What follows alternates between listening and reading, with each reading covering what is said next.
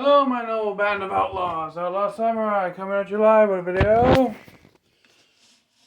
Yes. Wait a moment. There.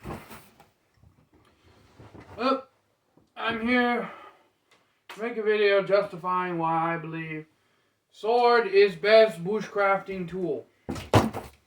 Or at least,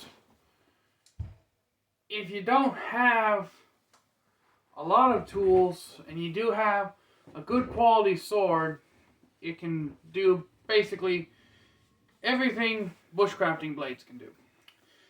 Now, that being said, a lot of people who get into bushcraft, I got my quote-unquote bug-out bag. Cutting video of this coming soon. Or if I've already made the cutting. I kind of make my videos out of order, as you've known. So if you see the cutting video for this before you see this one, just let you know. And to justify my reasonings, I suppose I should pull out. Sorry, mess on the table. Pull out a few of the common tools that you'll have in a bushcrafting bag. Now, obviously, you're going to have your small knife for detail work. And I'm just going to lean back against here. You're going to have your small knife for doing detail work. That's obvious, feather sticking and such. And usually this is all you're going to have with you, is a knife about yay size. But there are also the times when a knife as small as that just won't do and you gotta go with a bigger knife. AKA something like this. Bowie knife. And if you put a keen enough edge on a knife this big, considering the fact that while it is big, but for its size, Bowie knives tend to have rather fine edges. If you can see, it's a rather fine edge in comparison to how thick the spine is. That's because Bowie knives, similar to swords, tapered to their edge. And you can also feather stick with this. You could feather stick with this knife, and this knife actually has an advantage. Ow, if I don't stab myself. Over this little knife, just because this big knife can do more than this little knife can. You're not going to be chopping down a dead sapling with this, but you will be doing it with this. So it does have the added advantage of a chopping ability. And some would argue that with a knife this big, if it can feather stick, if it can scrape a fire steel, which this thing can scrape a fire steel pretty damn good because I've tested it. Off camera, but I've tested it. Mainly right here in the finger choil is where it strikes best. But in any case, if you can scrape a fire steel, if you can chop and you can baton and you can do everything, and if this is a good all-around, full-on survival camping Bowie knife, which, honestly, this is based off of the old Western Bowies. And, historically speaking, cowboys and all the ranch hands and the mountain men, they generally carried knives around this size, if not just a little bit smaller, to do all of their survival tasks. And if this knife can basically do everything you need at a campsite, why justify having a sword? And I'm going to get to that. But then you also have the hatchet, or camping axe if you prefer. Generally speaking, there are many different types of axes and such, but if this can do all the chopping that you need around a campsite, chopping and batoning wood, then why would you need a hatchet? Well, there is a limit to the size of tree this can cut down. without you being there for hours on end. There are limits to these things. This, I would say, could cut down maybe a 4-inch tree at the maximum. This could go all the way up to a 10-inch tree if you really needed to go that far. Yeah, you're going to be hacking at it, but this will always have more chopping power compared to its size than this. And it's just because the steel is distributed differently. It's all about weight distribution. You can get a lot more chopping power out of a hatchet than you can a Bowie knife. Now, if this Bowie knife was about 3 times the size, then yeah, but at that point you're getting into like almost short sword sized Kriegsmessers and all that. And generally speaking, you're not going to bring something as big as a messer into the woods with you. It's large, it's clunky, and it doesn't really travel well. And you're probably going to say that it also equates to the sword. And the type of sword, yes, specifically single-edged swords. Katana, or even a Chinese Dao. I'm talking about a Miao Dao or a Yang Dao. But yeah, the swords like that, I'll get to in a moment. But yeah, so again I say, and if you put a keen enough axe on a, if you put a keen enough edge on a hatchet, this one would require a lot more grinding than I have the patience for. But I did put a good edge on it recently. It does kind of cut paper a bit. But if you put a keen enough edge on your axe, axes will feather stick, but they're not going to be as good as a knife that's specifically designed to do feather sticking. So it's always a give and take with your gear. You either have ultimate chopping power relative to its size, you have good all around, or you have specialized. So why would I justify bringing a sword with me into the woods? Well, first of all, if you look at the katana's profile, it's nowhere near as wide as this Bowie knife. Do you want to talk about fire making? So I was watching Dutch bushcraft knives on YouTube. But as you can see, the blade is also far longer, alright, than the Bowie knife. They're relatively the same thickness. So, if the Bowie knife can chop, why bring the sword? Well, in actuality, the sword can do everything the katana... Well, I'm not going to go on full katana fanboy, but if you really look at a katana's design, it's basically a bushcrafting sword.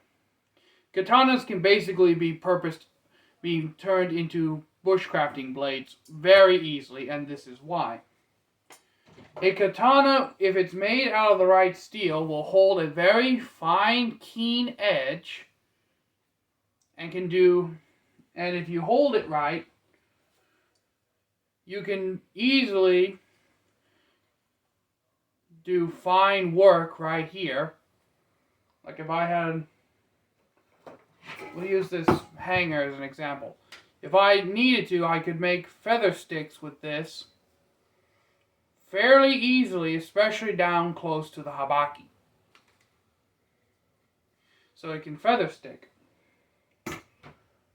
If you watch my multi-part bushcrafting fire videos, which I tried to make a movie, but I didn't have space to cut and paste it together on my phone. Now you're probably wondering about the Bowie knife. It can make feather sticks, and it can baton wood, and it can chop down small trees. Yes. The Bowie knife, in terms of the smaller knife and the hatchet, it's basically a jack-of-all-trades, master of none in this situation. But the katana has it beat even in that, and let me explain. this can cut down relatively a 3-inch tree. That's basically as thick as I'm willing to cut down with this thing. And as I said,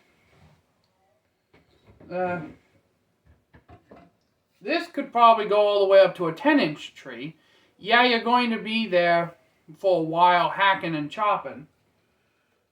But the katana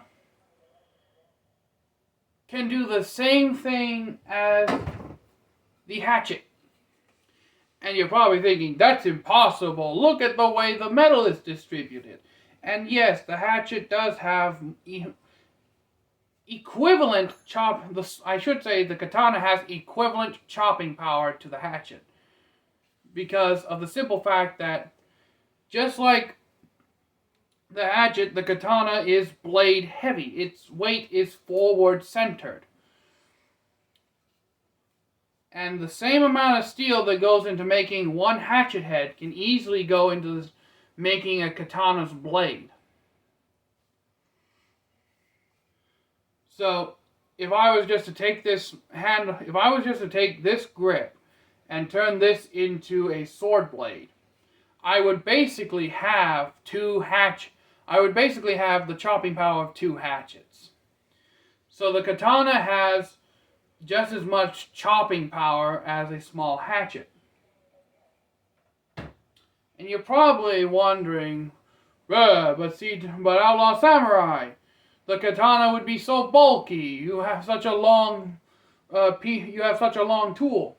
Well, this is going to piss off all of the katana purists out there and a lot of people in the sword community, but there's one benefit to having a sword, and that is a walking stick. You can use the katana similar to a walking stick, so you can actually carry it in your hand. On top of having a blade that can double to do the fine cutting that a small knife can do. You have the jack of all trades ability that a large to medium Bowie knife can handle. And you have all the chopping power of a hatchet and splitting power. Plus, especially if the scabbard is made out of a good, thick, dense, hard wood. This, I assume, is to be made out of pine, even though everything says it's hardwood. I'm assuming it's pine because with cold steel, it's like $25 for the scabbard, $50 for the fittings, and then the rest goes into the blade, as I've said many times before. But, like I said, if you're if you're going up an incline, you can use the katana much the same as a walking stick. So the katana can double as both a bushcrafting blade and also a walking stick to get around the woods. And that's going to piss off a lot of the purists out there that think this is a sacred object. No, I will be making a video on my thoughts about what a katana truly is later on, which I will title Outlaw Samurai's Philosophy of the Sword. But yeah, you basically have the ability to do everything in camp on top of, honestly, if you use a katana-like sword or any sword that is generally a katana size, you can eliminate the need for a lot of these different knives. I just carry them because I view bushcrafting like the old saying, I'd rather carry a condom and never need it or not be without it. It's like the old saying goes, I'd rather carry it and not need it than need it and not have it. So yeah, that means I've added a little extra weight to my bushcrafting bag. So be it. I'll take that little extra weight just for that knowledge that I have everything on hand that I need. And there's also one other very good benefit to having a katana that a lot of you are going to criticize me for saying, but you can kill a bear with this. And I know what you're thinking, that's incredibly stupid. You're not going to kill a bear with a sword. You need a .50 caliber machine gun or some random bullshit. But here's where I explain why you can kill a bear with a sword and why it's not as dangerous as you might think. Well, it is dangerous, but it's not as impossible as you might think. Because if we look in history, the Native Americans, they killed bears. And they didn't have Barrett 50 cal rifles. They didn't have 30-30 Winchesters. They didn't have the modern firearms we had. They had stones, sticks, bows and arrows, and spears. And stone tomahawks. And they killed bears. They hunted bears. The traditional way of doing it is waiting for the bear to rear up. Then you fall on your back with the spear pointed up like this so the bear falls on the spear. Or you have many different hunters or braves throw the spears at the bear and it bleeds out as it runs through the woods. Or you load it full of arrows. But here's where a lot of people don't really think you can kill a bear without some sort of heavy gun. And that is in the tendons. Alright? Underneath a bear's paw are muscles and ligaments that control its finer paw movements. This is also true on its legs. The misconception is you have to deliver a strong, powerful first strike. When in actuality, to kill a bear without a modern weapon requires many smaller strikes that will cause the bear to bleed out and eventually die of blood loss. Yes, it is somewhat cruel by today's standards, but it's historically accurate to how they would have hunted bears even 100 years ago. So to say that you can't kill a bear with a primitive weapon is completely historically inaccurate. And in most cases, you're not going to outrun a bear. If you get lucky and are able to jump across a little gorge or something, like not anime bullshit, but if it's just like a 6 foot wide divot in the ground and you're able to jump across it, yeah, you may technically have outrun the bear at that point. But you only have really two options when it comes to a bear.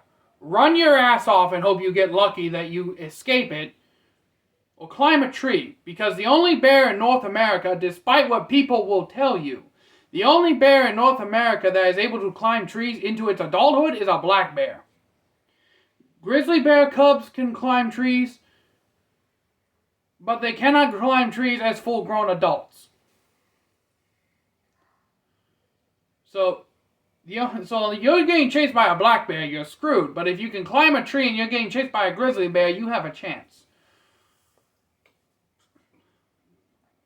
But in any case, if you get chased by a black bear, you're screwed. However, it is dangerous, and I'm not going to underlay the danger, but here's how you do it. When the bear rears up, the first thing you do is slash at it. You slash at its paw. You slash at one of its paws. Because as that bear is coming down, not only will it have the pain of knowing it got slashed, which the skin is thinnest near joints. Skin and muscle is thinnest near the joints of any creature. As soon as it gets slashed and it comes down, that thing will nurse its wound. It is instinct to nurse the wound. That's why whenever humans get hurt, our first instinct is to cover up our wounds or to jam our wounds into our underneath something to cover them up before we look at them. And animals follow the same basic instincts. Now, once that bear has been distracted, you can argue that's your point to run away, because why do you need to kill the bear? But you'll most likely have to kill that thing because it will get extremely pissed off and it will know your scent and it will track you down. A pissed off bear is not exactly something you can get away from. So your best option at that point is to continue the attack. Now, since you've crippled that bear, you've basically eliminated its main attack path, its main way of attacking you, which is rear up and come down. So now that you've crippled the bear, what you do is you keep sidestepping the bear. You keep to the bear's side where its head cannot reach you and it can't sidestep. Bears are, as far as I'm aware, bears cannot sidestep. They have to pivot on their back paws to turn around. And there's where you keep on slashing. You keep slashing and you keep slashing and you keep slashing. You keep slashing till that thing stops moving. And when it stops moving, this is the most important part, and it stops moving and it falls down, the first thing you do is you get behind its head and you ram the blade down through its throat and out. You sever its jugulars, you sever its windpipe, you sever anything and everything that lets that thing stay alive. And not only will you have saved your life, but you also have gotten bear meat. It's a 2-for-1. You've gotten food and you've survived. Now, yeah, the bear's skin may not be so good for making clothes at that point, but if you're just going to use the bear skin as like a blanket, it's not really all that deficit. So, there's another reason why I believe a katana, or any katana-shaped sword, any sword about this size, that's single-edged, because single-edged, the reason I say single-edged is because single-edged, the material that would have gone into making the second edge is instead used to reinforce the spine of the blade. So you get a whole lot more cutting and chopping power out of a single-edged sword than you do a double-edged sword. And here's another interesting bit to know about the katana. Swords like the katana auto-correct themselves. The curve auto-corrects itself to always go in blade edge first.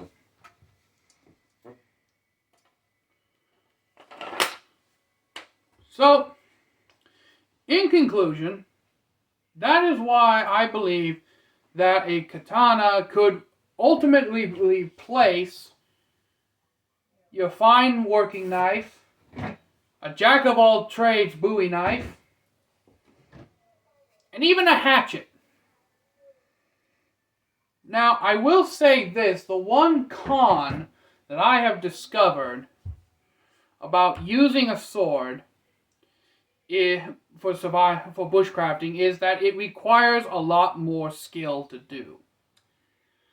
And similar to an axe, I have found through actually using this thing to try to baton wood, that the best way to actually baton wood is to just chop straight down.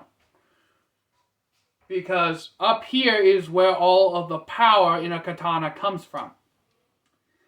And I have literally cut this thing into the ground, and it hasn't dulled. Where are you supposed you left it? So, that's all I have to say. Now, I will be doing a few upgrades to this sword. If you haven't noticed, I changed out the wrapping to an orange wrapping just because I like the orange and green and black aesthetic better than just simple military green and black. But I will have to do some upgrades to this sword to make it a little bit better as a bushcrafting sword. Simply because traditional katana fittings aren't really meant to take the kind of abuse that bushcrafting would put a blade like this through. Especially the harder tasks like splitting wood and chopping down trees. Although, going back to the chopping down trees, I have to mention that the hatchet has one big advantage over the katana in chopping down trees, whereas the hatchet can be used to chop down lower on the tree so you get more wood. Whereas the katana, you have to start chopping about a good 1.5 feet off the ground to avoid just continuously burying, in case you miss, to just keep from continuously burying the blade into the dirt. Because no matter what somebody says, shoving a blade into dirt will dull the shit out of it. Hint, hint. Yes, my grandmother says to cut the hocks, which are scent glands on a male deer, off and clean your knife. What you do is you shove it into the ground. That will dull the blade. I don't care what she says. It will dull the blade. You cut the hawk's neck first. And she's still trying to defend herself. But it will dull the blade. I didn't say they wouldn't. But until next time, my noble band of outlaws, Outlaw Samurai, tells all y'all be crazy rednecks, be safe in using your weapons, and enjoy some more bushcrafting videos coming from me in the future. Stop that. I'm out. Peace.